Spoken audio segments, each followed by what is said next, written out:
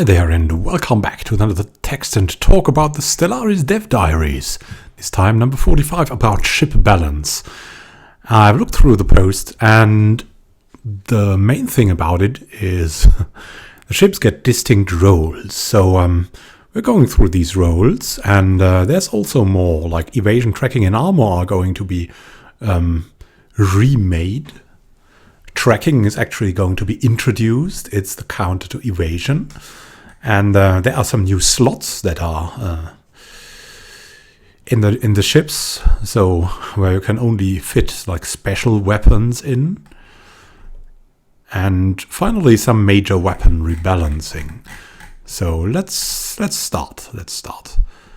Now corvettes from now on have high evasion, can be equipped with torpedoes. Not every ship can be equipped with torpedoes now. Will be very effective against large ships due to their high evasion and access to torpedoes. They have very low armor but very high chance to evade. So they are the counter basically to battleships. And destroyers are defensive ships designed to counter corvettes. And they receive a 10 bonus to tracking. As I already said, tracking is the anti-evasion.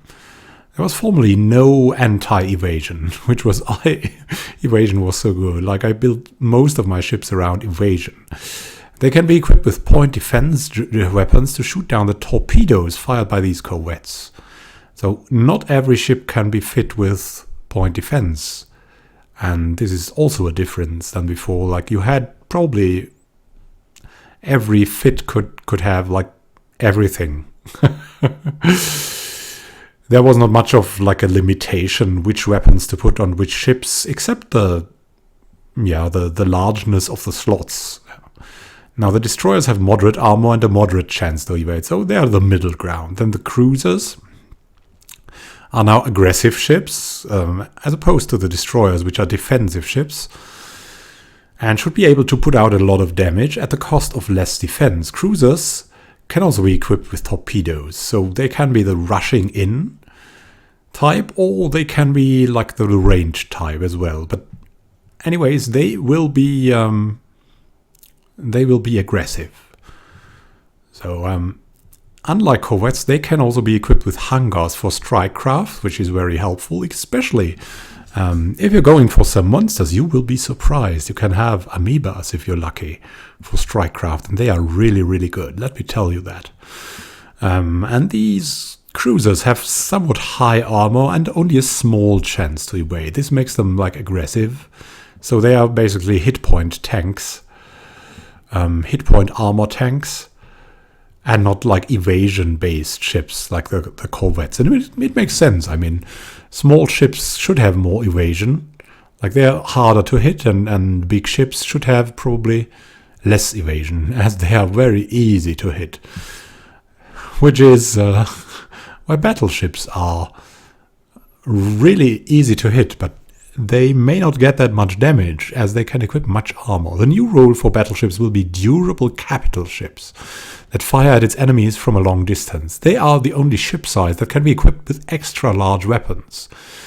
That is one of the new slots, and that is going to be awesome. Like they have very high armor but minimal evasion. Now you can see here the pictures, the images. Now this, I can click on that, basically is I think one of the battleships. And this glow here, one of the posters said, is going to be the afterburner. So you can also put an afterburner in for like some initial speed boost. Now let's go for evasion, tracking, and armor.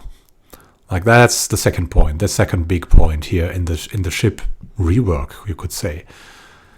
The tracking stat. Each weapon will have a tracking value that determines how effective they are against ships with high evasion. Every point of tracking reduces the target's chance to evade that attack by the same amount. Small weapons will have high tracking, medium weapons, medium tracking, large weapons, minimal tracking. So if you want to hit these small ships, you need to have an array of small weapons. If you want to hit large ships, you can use large weapons. And if you want to attack like the big ships with the big weapons, you should go for the smaller ships, like the corvettes, as I already said above. Like, so there's going to be like that game of paper, scissors, stones, like done anew. So armor penetration of weapons has also been rebalanced, so that large weapons, the larger a weapon, the higher is that its armor penetration value. So with smaller weapons, you have a disadvantage actually against big armor ships, because they cannot like penetrate their armor with their small particles. In effect, this means that small weapons are good shooting small ships, while large weapons are good at shooting large ships. But also, small ships are good against large ships, because large ships mostly are used with large weapons, and large weapons can in turn not really hit small ships well. So we'll see to what strategies this leads. We may need some espionage to really leverage it. Otherwise, you're just building a bunch of different roles and then using these. That will also be a nice challenge, I guess. But espionage, the spies are going to be needed in the long run in this game, I think. And I think also that maybe the next DLC that comes, not this one that is already nearing, but the one after that may have that point. Another note is that missile weapons no longer ignore evasion and can be evaded like normal. So they're streamlining this. That the exceptions are annihilated, and like it's much better to. It's much more complex as opposed to complicated now. Most missiles, however, will have a very high tracking value, so they can still hit the ships with a high evasion well. So if you want to go anti-corvettes, go for missiles. That's basically what's said here. Now here you can see the ship designer and actually the extra large slots with a giga cannon with a very high I wish I would have such damage. Wow, look at that. That's really impressive. But they have no tracking, as you can see here. So they will not be able to really hit well those ships like corvettes. So if the corvette has like 20% evasion, the tracking will not reduce it. Now, if the tracking is 5 or 10%, I suspect it will be reducing their evasion in the combat calculation by that amount. So there's that. Now, new slots. You already saw the extra large slot. Powerful spinal mounted weapons designed to target and take out enemy capital ships. Only battleships will have a ships section with this weapon slot, as you can see here. Really big battleships, very exciting. And the torpedo slot will hold torpedoes. So not every ship type gets the torpedoes. As we already saw, the corvettes and cruisers get the torpedoes and nothing else. Like, see, these are reserved for very offensive ships. Torpedoes are slow-firing weapons that deal massive damage, perfect for taking down larger ships. Unlike other missiles, however, torpedoes do not have good tracking, which means they are very ineffective against ships with high evasion, such as corvettes or destroyers. So if you want to kill these big ships with their large weapons, if an enemy goes for exclusively these big ships, go for a lot of corvettes with torpedoes. That's your bet. The auxiliary slot will hold components that have ship-wide effects. This replaces like the aura we had in the battleships that was like in the space stations, I guess. Crystal forged armor, shield capacitors, and regenerative hull tissue are examples of components that will now be equipped in this slot. Alright, so you have these augmentation slots because really I didn't use these augmentations because it was more important to just win the battle. Because these augmentations would only help you like after the battle, really. Well, they could help you over the course of a combat a bit, but really more armor was better than regenerating some hit points. Point defense now have its own slot size. Idea is that you should need to specialize some ships into countering enemy torpedoes. So you will have protection squadrons that run against the torpedoes, and that will probably be able to follow around larger battleships and protect them. I can see here the point defense slots. And yeah, the armor, here the afterburners. Very nice to see. And yeah, I guess the advanced combat computer also is altered. Yeah, you can see here the advanced combat computer also has a tracking value. So that is something else for the destroyer. So we will have like probably different values for all of the ship types for the combat computers.